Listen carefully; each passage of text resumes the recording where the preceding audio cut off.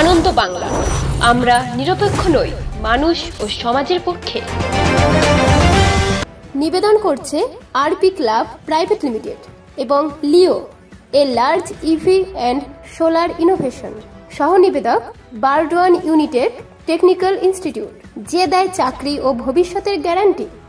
ভোটের আগে প্রতিনিয়তই শহর বর্ধমানের বিভিন্ন জায়গায় চায়ে পে চর্চায় যোগ দিতেন বর্ধমান দুর্গাপুর লোকসভা কেন্দ্রের বিজেপি প্রার্থী দিলীপ ঘোষ।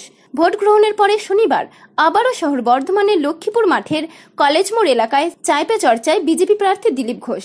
চায়ে পে চর্চায় যোগদান করে বিজেপি প্রার্থী দিলীপ ঘোষ বলেন, কেস হয়েছে কোর্টে, তদন্ত চলছে, সেনসিটিভ ম্যাটার আছে। আমার মনে হয় বিষয়টা সিরিয়াসলি দেখবেন আদালত। আর এই ধরনের ঘটনা বা এই ধরনের অভিযোগটা খুবই গুরুত্বপূর্ণ বা সিরিয়াস, এটা ওইভাবে দেখা উচিত। বাকি আদালত সব দেখছে। দাদা, হাওড়ার উলুবেড়িয়ায় জাতীয় সড়কের পাশে পোস্টার, মুখ্যমন্ত্রী এবং অভিষেককে গাড়ি ধাক্কা দিয়ে খুন করার হুমকি দেওয়া হচ্ছে পোস্টার। নিজেরা পোস্টার লাগিয়ে এখন খবর তৈরি করছে, কেউ খবরই রাখে না। ভাই কোথায় যাচ্ছেন তার পাবলিক তার ভাষণ শুনতে আসে না। লোকেরা, পার্টির লোকেরা অ্যাক্টিভ নয়, তারা দক্ষিণ বাংলা ধরে দেখুন তাদের এমপিদের বিরুদ্ধে পোস্টার পড়ছে। আমি কাল আরামবাগে ছিলাম, প্রচার করছিলাম, সেখানে শুনলাম আগের এমপিকে টিকিট দেওয়া হয়নি, তো তিনি পার্টি অফিসে তালা মেরেছেন তার লোকেরা।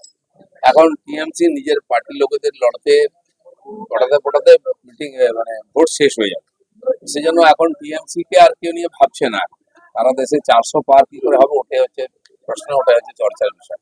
দাদা, অভিষেক বন্দ্যোপাধ্যায় ধনিয়াকালীতে সভা, এবং ওই সভা থেকে তিনি বলছেন যে যদি ধনিয়াকালী থেকে 30-35 হাজার ভোটে রচনা ব্যানার্জি জেতেন, তাহলে পরে ওই এলাকায় 50 কোটি টাকার কাজ হবে গ্রামীণ সড়ক যোজনা। এর আগে ধনিয়াখালীর এমএলএ বারবার এরকম করে গুন্ডামি করে জিততেন। গত 19 সালের নির্বাচনে ওখানে সভা করতে রাজি ছিল না, আমাদের লোক সংগঠন ছিল না। আমার লোকেদের বলেছিলাম যে মাইকটা টাঙিয়ে দিয়ে তোমরা চলে যাও, আমি সভা করছি, এবং তাই হয়েছে। কয়েকজন মহিলা সামনে বসেছিলেন, পুরো ফাঁকা মাঠ ছিল, মাইক ছিল, আমি ভাষণ দিচ্ছিলাম। আর ভোটের পরে যখন যাই, ওইখানে দাঁড়াবার জায়গা ছিল না, ফার্স্ট স্ট্যান্ড ভরে গেছিল।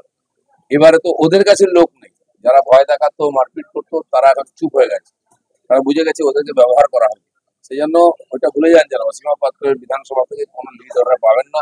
বাকি জায়গায় একই অবস্থা আছে। দাদা, হাসনাবাদের টিএমসির অঞ্চল সভাপতি আখের আলী, আর তিনি যেটা প্রকাশ্য সভা থেকে বলছেন যে 4 তারিখের পর আমরাই থাকবো, কেন্দ্রীয় বাহিনী থাকবে না, তখন দেখে নেবো। অনেক নেতা এই কথা বলেছেন। ওনারা কোথায় থাকবেন 4 তারিখের পর ওটা ঠিক করুন। পশ্চিমবাংলায় নিজের গ্রামে থাকবেন নাকি অন্য কোথাও থাকবেন। মালদা থেকে আরম্ভ করে বহু জায়গায় ওদের নেতারা ডায়লগ দিয়েছিলেন, মানুষ মুখে ঝামা ঘষে দিয়েছে ভোট দিয়ে, আর কোনো আওয়াজ নেই।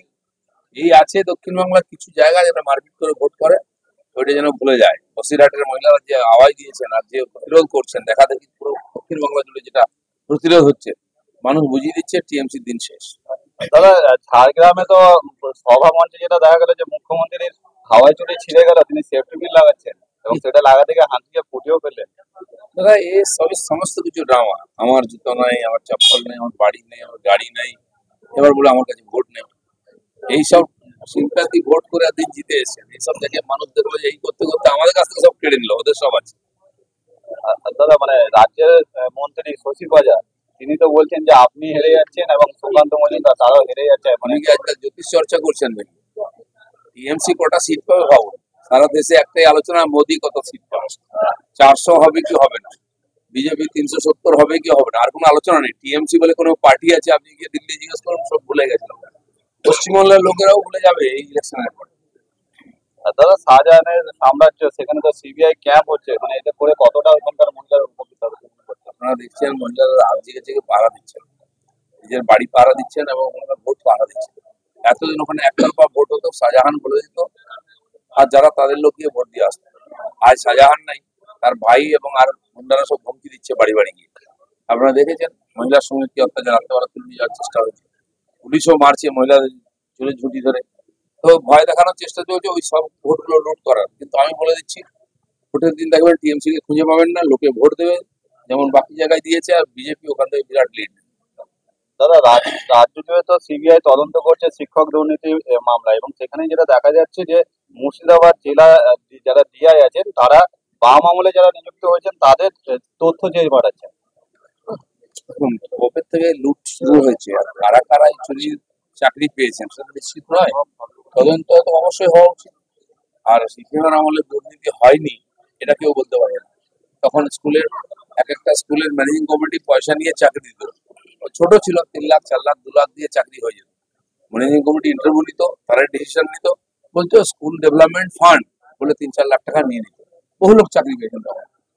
এবারে এসএসসি পরীক্ষার পরে যে ধরনের আর এই ধরনের চুরি করা হচ্ছে সেটা তথ্য প্রমাণ এসে গেছে, তো তদন্ত তো হওয়া উচিত।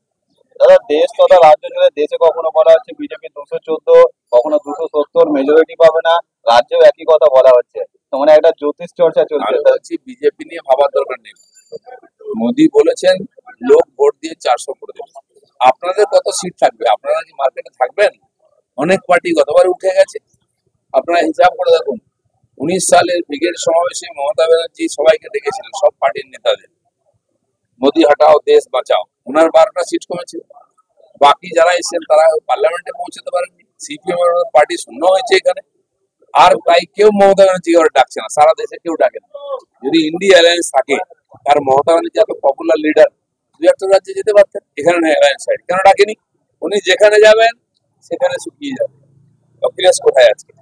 লালু প্রসাদের ছেলে উদ্ধব ঠাকরে, যাদের মাথায় হাত দিয়েছেন, হয় তারা জেলের ভাত খাচ্ছে না রিটায়ার্ড হয়ে গেছে। দাদা, আপনি তো রাজ্যের বিভিন্ন জায়গায় ইতিমধ্যে আবার প্রচার শুরু করেছেন। তো মানে ভোট খাওয়া রাজনীতিকে দিলীপ ঘোষ কি মনে করছে, তৃণমূল কটা পাবে রাজ্যে? তৃণমূল মার্কেটেই নেই এখন, তাই ভয় দেখাবার চেষ্টা করছে। কটা পাবে? গতবারে 1 ডজন কমেছিল, এবারে আরো 1 ডজন কমবে। ধাক্কা তো সব জায়গায় খাচ্ছে, শেষ ধাক্কাটা 4 তারিখ পাবে।